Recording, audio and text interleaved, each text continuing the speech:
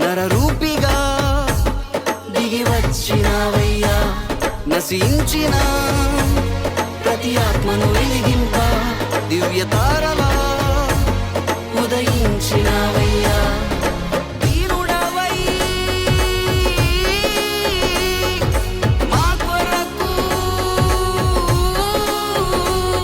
మనుష్య కుమారునిగా అరుదించినావయ్యా. కోటి కాంతులతో నింప భువికొచ్చినావయ్యా. రారాజే రారాజే రారాజే మనకై జన్మించే వై వై వై వై వై వై ఈ పుడమిని తానే రక్షించే.